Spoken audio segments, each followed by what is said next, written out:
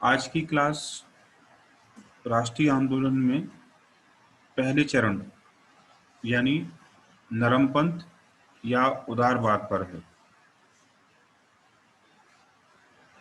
ठीक है,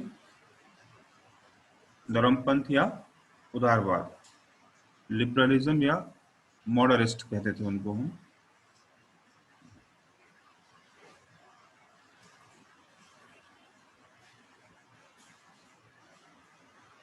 ओके, तो इस प्रश्न को अगर तैयार करना हो तो मेंस में क्वेश्चन पूछा जाता है कि उदार या नरमपंथियों का योगदान क्या है। ठीक है,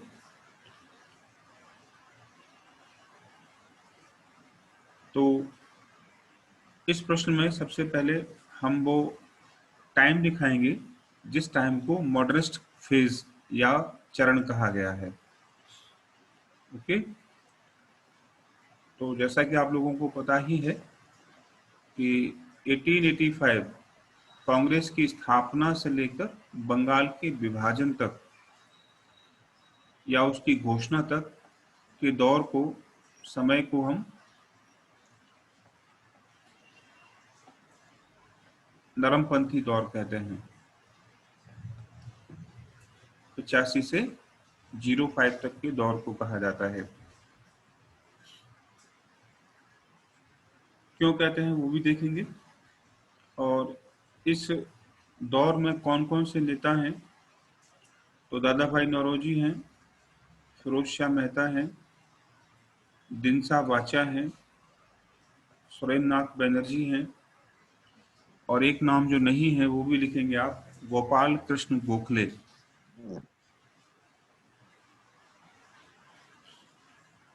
हम ये भी कह सकते हैं कि आरंभ के जितने भी नेता कांग्रेस में हैं वो सभी नरमपंथी हैं।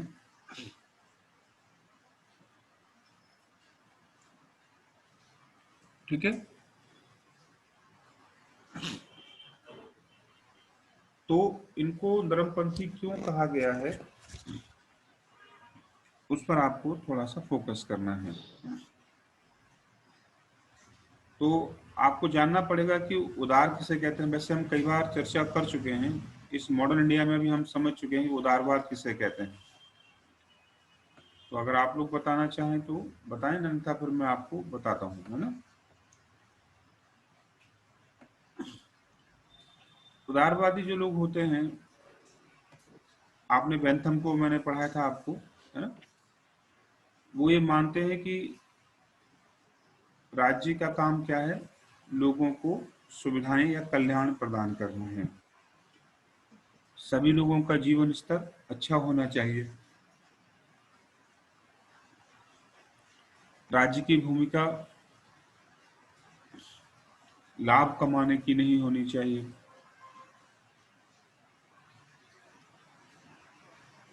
राज्य का उद्देश्य सभी लोगों का सुख होना चाहिए।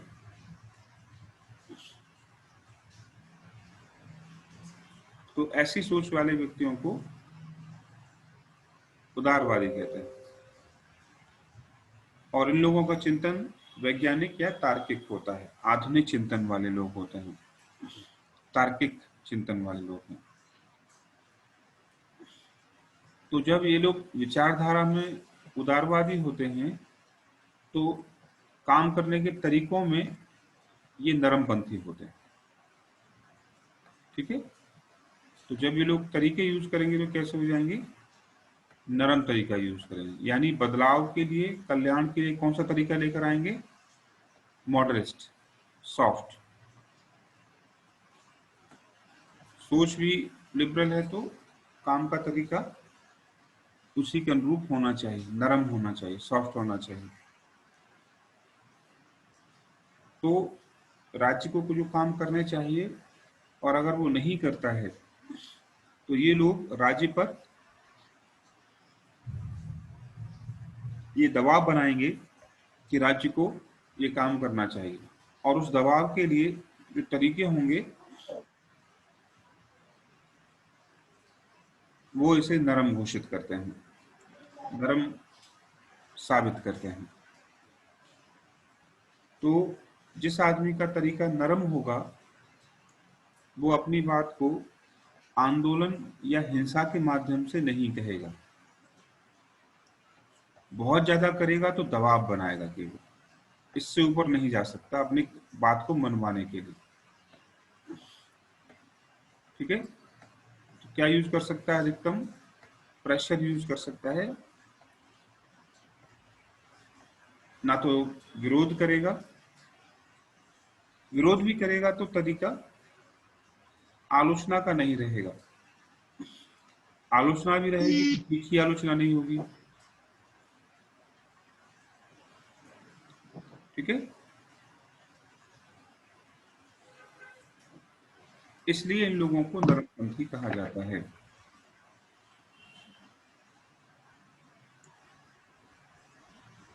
यहां तक क्लियर होना चाहिए आपको। अब ये नरमपंथी क्यों है? क्योंकि इनको उद्देश्य और काम के तरीके कैसे हैं? नरम है। तो सबसे पहले हम उद्देश्य देख लेते हैं। सबसे पहले उद्देश्य ब्रिटिश शासन को हटाना नहीं है, वो अंग्रेजों को भारत से बाहर नहीं करना चाहते, बल्कि अंग्रेजों के काम के तरीके में सुधार लाना चाहते। Most important. इसलिए कांग्रेस की स्थापना के आरंभ में भारत की आजादी का कोई प्रश्न नहीं है। ठीक है, और अगर आजादी का प्रश्न है भी तो थर्ड पॉइंट आप देखें, शनय शनय मतलब क्रमशः धीरे धीरे आएगी, यानी 57 की क्रांति की तरह एकदम से आजादी प्राप्त नहीं की जा सकती, जैसा कि अन्य उपनिवेशों में भारत की तरह जो और कॉलोनीज थी वहां भी ऐसे ही आजादी मिली है। शनय शनय का मतलब धीरे धीरे, और धीरे धीरे का मतलब जैसे जैसे यहाँ के लोग जागरूक होंगे तो सरकार पर दबाव बनाएंगे और, और सरकार को फिर आपको आजादी देनी ही पड़ेगी। ठीक है, तो भारत के लोगों को कैसे जागरूक करें और इंग्लैंड के लोगों पर शासन पर दबाव कैसे बनाएं, इसके लिए हम या वो लोग सरकार से कहते हैं कि आप क्या करें, संवैधानिक सुधार करें। अगला पॉइंट आप देखें,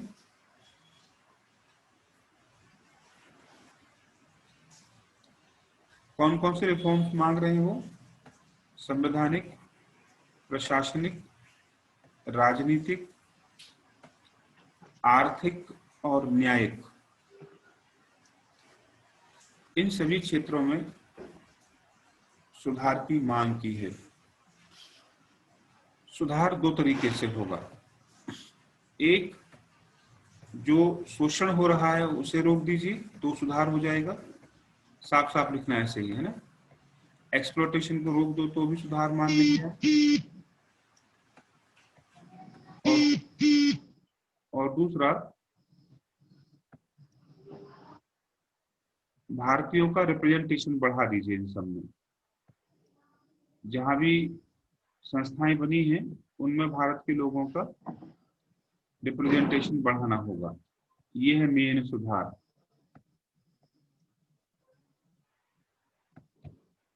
तो अंग्रेज चूंकि शासन कर रहे हैं और उदारवाद कहता है कि शासन में शोषण नहीं होकर क्या होना चाहिए, कल्याण होना चाहिए, तो आप कल्याण करिए। और हमारा कल्याण किस चीज में है ये कौन बेहतर बताएगा? हम खुद बताएंगे, इसलिए आप हमारा रिप्रेजेंटेशन बढ़ा दीजिए।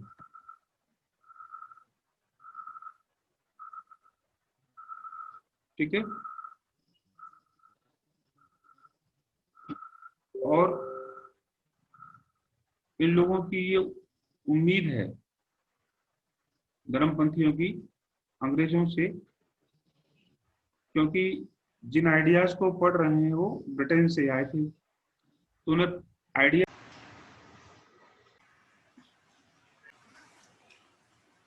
उनका मानना है कि यस सर, आ रही है आवाज। जो ब्रिटेन की संसद या जनता है वो अच्छे लोग हैं। उदारवाद भारत के लोगों ने कहाँ से सीखा था? ब्रिटेन से सीखा। तो भारतीय, सर आ रही है आपकी आवाज। अच्छी बात है।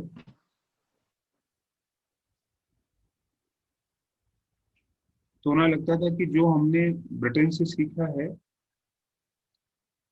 तो इसका मतलब ये लोग हमारे साथ अच्छा व्यवहार करेंगे। भारत में जो अंग्रेज अच्छा व्यवहार नहीं कर रहे हैं, उसका कारण उनको लगता था कि उन लोगों के बुरे, ठीक है। तो भारत के लोगों को लगता है कि अगर हम अपनी बात ब्रिटेन की संसद और जनता तक पहुंचा दें, तो अच्छे लोग यहाँ भी अच्छा करने के लिए दबाव बनाएंगे। तो उनका उद्देश्य होगा कि अपनी बात को अधिक से अधिक अंग्रेजों तक पहुंचाना, ठीक है। ये उनके सोच और उद्देश्य हैं, और काम का तरीका भी। तरीके में आप लोग एक चीज और लिख लेंगे अभी।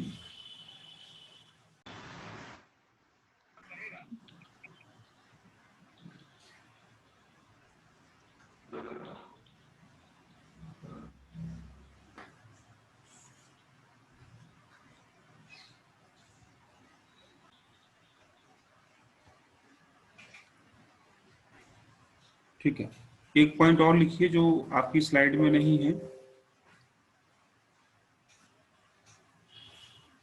और वो ये है कि इन उदारपंथियों में मुख्यतः उस समय का समृद्ध मध्यम वर्गीय बुद्धिजीवियों का प्रभाव है। समृद्ध मध्यम वर्गीय बुद्धिजीवियों का प्रभाव है, जो अधिकांशतः वकील, डॉक्टर, इंजीनियर, पत्रकार और साहित्यकार होते थे।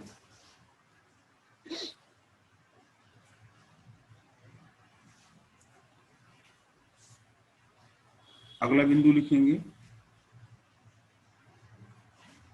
इन्होंने अपनी मांगों को मनवाने के लिए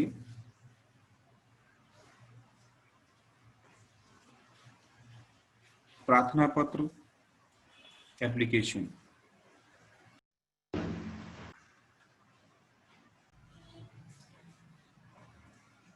स्मरण पत्र, मिनट्स और डेलीगेशन, शिष्टमंडल इत्यादि तरीकों का प्रयोग किया है। और जो लोग इन तरीकों का प्रयोग करते हैं, माना जाता है कि वे बहुत लचीले यानी फ्लेक्सिबल और कंट्रोल बिहेवियर वाले होते हैं, संयत व्यवहार करने वाले होते हैं।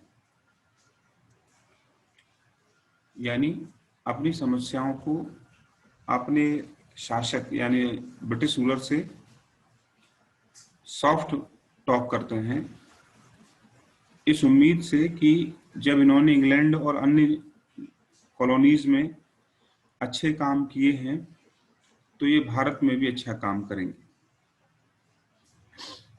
ये चीज स्लाइड में नहीं दिख रही होगी, तो आप लोग इसे लिख लेंगे, ठीक है। तो कुल मिलाकर इनके काम का तरीका संवैधानिक सुधार है, क्रमशः संवैधानिक सुधार। तो क्वेश्चन पूछा भी गया है, प्रश्न आपसे, कि इनको उदारवादी क्यों कहा गया है? तो सीधा जवाब लिखेंगे, क्योंकि वे ग्रेजुअल कॉन्स्टिट्यूशनल रिफॉर्म्स में विश्वास रखते थे, क्रमशः संस्थागत सुधारों में विश्वास रखते थे।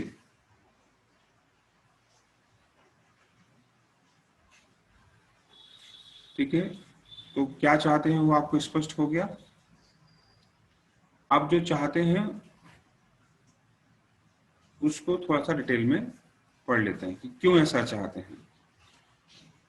क्योंकि उनका मानना है कि ये सब अगर होता रहेगा और हम लोग अगर आसानी से नरम तरीके से बात करते रहेंगे तो हम अपने देश के लोगों को पॉलिटिकली अवेयर कर सकेंगे। हमें टाइम मिल जाएगा इतना कि हम उन्हें पॉलिटिकली अवेयर कर सकें। पॉलिटिकली अवेयर का मतलब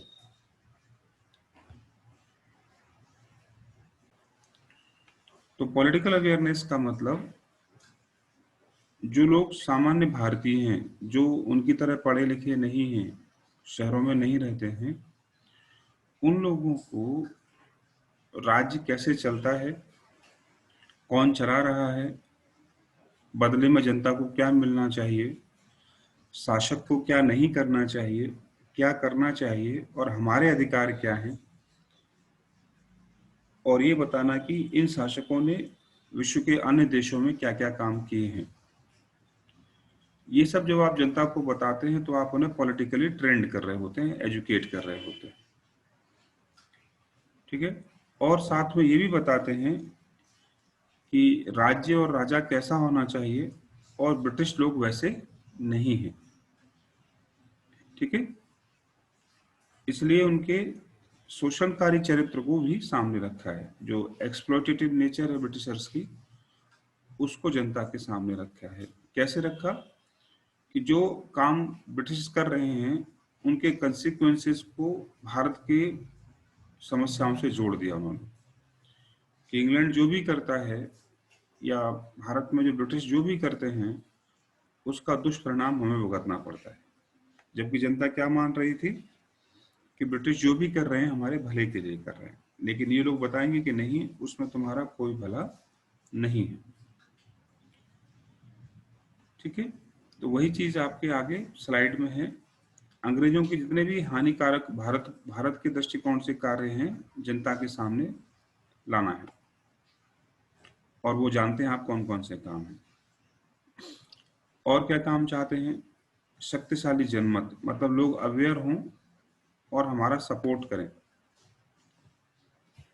हमारा सपोर्ट किस चीज के लिए? हमारे साथ आए, हमारी मीटिंग्स में आए और हमारी वॉइस को रेज करें। तो जब हम कहें कि विरोध करना है तो हमारे साथ विरोध में खड़े हो जाएं। इंटरेस्टिंग ये है कि ये जो जनमत है, पब्लिक ओपिनियन है, ये लोग चाहते हैं कि भारत में भी बने और ब्रिटेन में भी बने।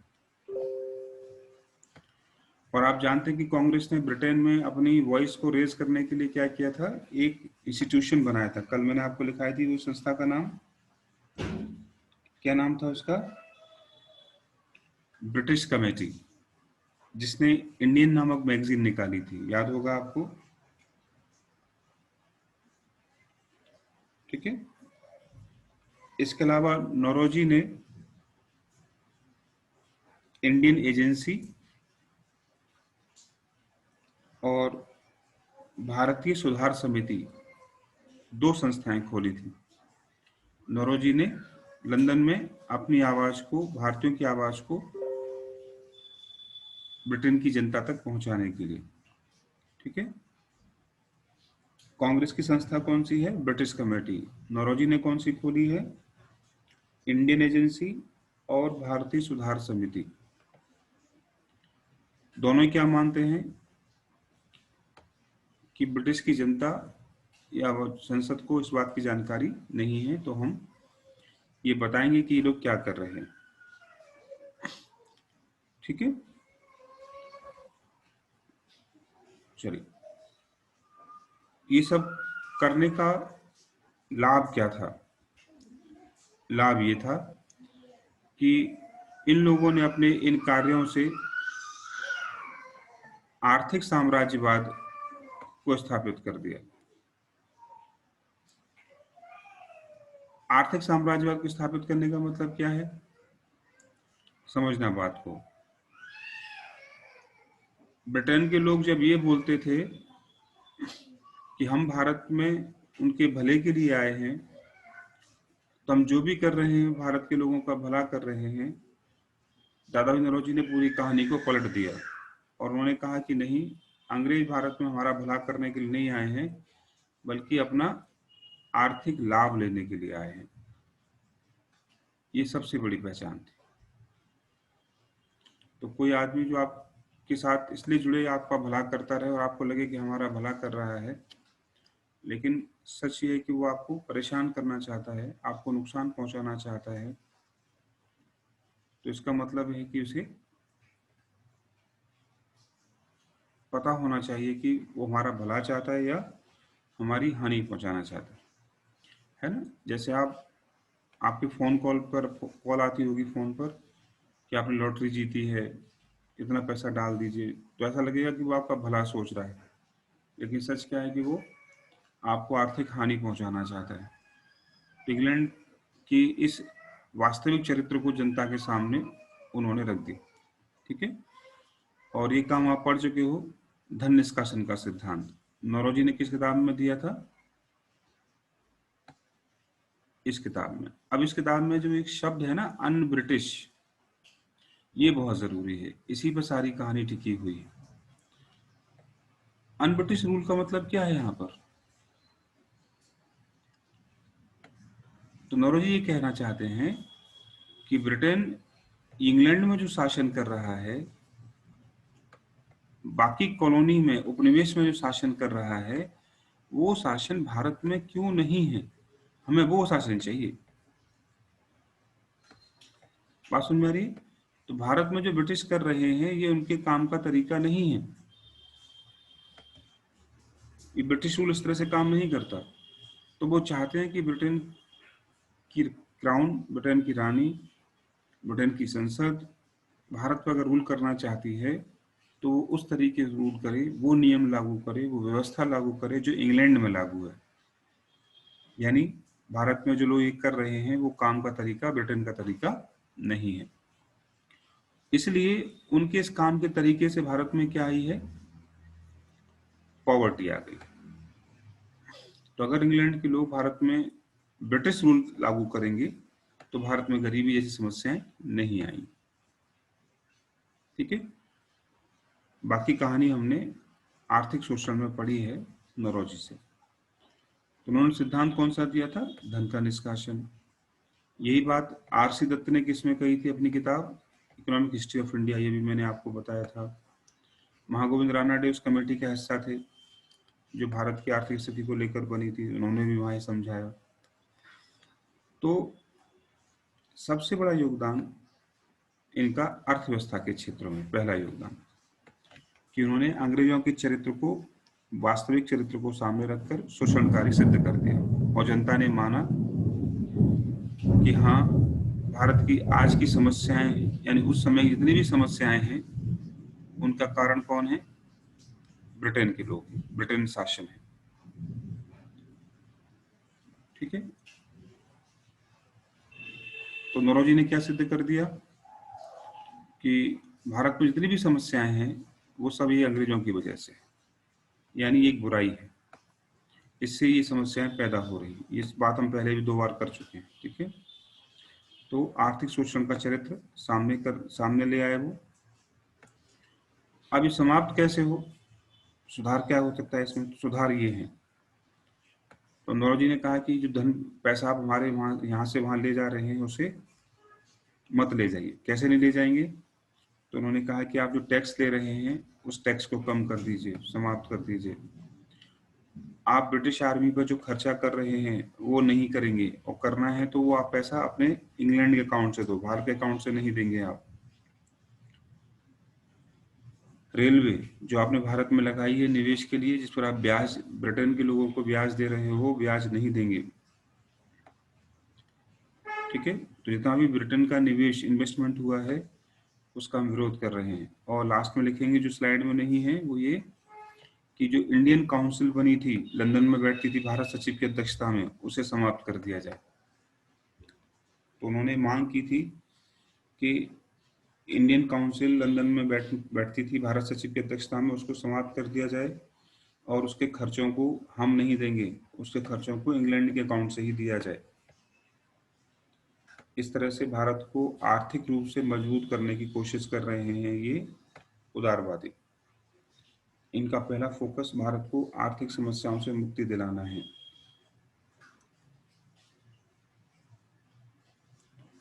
ठीक है, इनकी अन्य मांगें क्या हैं? नागरिक अधिकारों की प्राप्ति के लिए सबसे बड़ी मांग क्या थी कि प्रेस पर जो बार बार प्रतिबंध लगा दिया जा रहा है, लिटन जैसे लोग लगा रहे हैं, कल भी मैंने आपको वर्नाकुलर प्रेस एक्ट पढ़ाया था, उसकी मांग है कि हमारी वॉइस को ना बंद किया जाए। अगर हम कोई गलत चीज दिखाना चाहते हैं तो उसे सुना जाए। ठीक है, फिर उन्होंने मांग की जो विदेशी संबंध हैं भारत के, उस पर अंग्रेज अपने हितों के अनुसार कार्य कर रहे हैं, जबकि भारत के पड़ोसियों से जो विदेशी संबंध हैं उन पर भारत के दृष्टिकोण से विचार किया जाए, ना कि इंग्लैंड के इंटरेस्ट के अकॉर्डिंग विचार किया जाए। क्योंकि बर्मा को कब्जे में ले लिया, म्यांमार को कब्जे में ले लिया, या अफगानिस्तान पर आक्रमण कर दिया, नेपाल पर आक्रमण कर दिया, इसमें भारतीयों का कोई हित नहीं है। केवल किसका इंटरेस्ट है? ब्रिटेन के लोगों का इंटरेस्ट। तो कहते हैं कि इनसे संबंध आप हमारे अनुसार बनाओ, ना कि अपनी मांग के अनुसार, जरूरत के अनुसार। फिर उन्होंने न्यायिक सुधार की मांग की। न्याय सुधार उन्होंने कहा कि जो अनावश्यक खर्चा हो रहा है जुडिशरी में, एक क्लाइंट जो जाता है, एक व्यक्ति, उसका खर्च बहुत ज़्यादा होता है।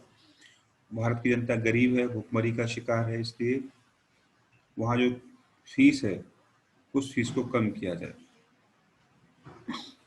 ठीक है, और ये सब कम कैसे होगा? ये कम तभी होगा जब भारत को प्रशासन में और राजनीति में क्या होगा? उच्च पद दिए जाएं, जो कि नहीं मिल रहे। तो उच्च पद कहाँ कहाँ मिलने चाहिए? राजनीति में, प्रशासन में, न्यायिक व्यवस्था में, आर्मी में। आप हर जगह पढ़ चुके हैं। उनकी मांग है कि भारतीयों के पदों को बढ़ाया जाए, भारतीयों की संख्या को बढ़ाया जाए। सबसे ज़्यादा कहाँ बढ़ाया जाए? विधायिका में, क्योंकि विधायिका कानून बनाएगी, लेजिस्लेटिव, और ज़्यादा से ज़्यादा भारतीय होंगे तो भारतीयों के हितों के लिए क्या करेंगे?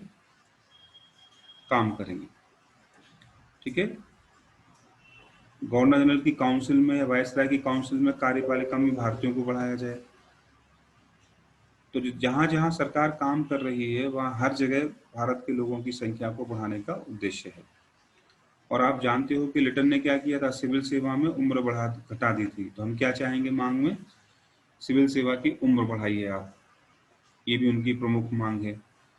इसी को सिविल सेवा का इंडिजनाइजेशन कहते हैं, भारतीयकरण।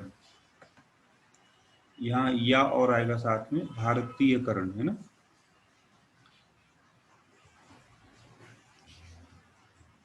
ये उनकी प्रमुख मांगे हैं।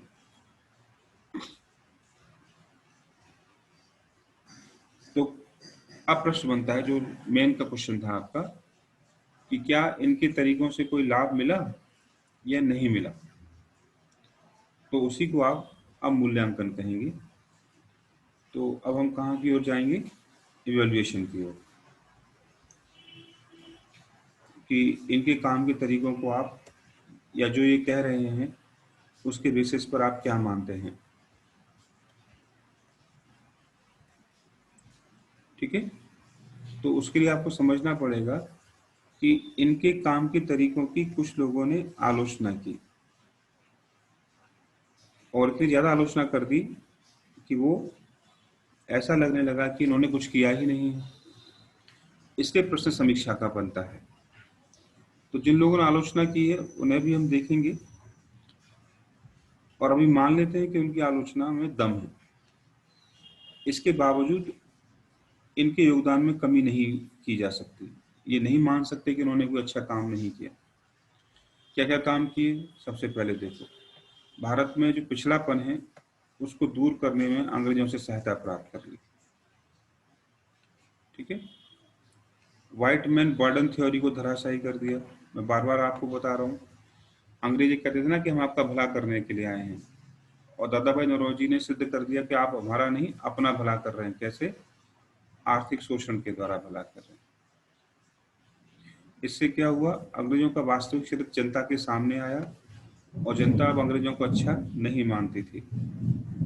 और सबसे बड़ी चीज, जिन तरीकों का प्रयोग इन लोगों ने किया वे तरीके बाद में राष्ट्रीय आंदोलन में प्रयोग होते रहेंगे। गांधी भी उन तरीकों का प्रयोग करेंगे, जैसे स्वराज की मांग करना, स्वदेशी की मांग करना, बहिष्कार। ये तीन चीजें किनकी देन है? नरमपंथियों की, जिनका प्रयोग 1947 तक होता रहेगा।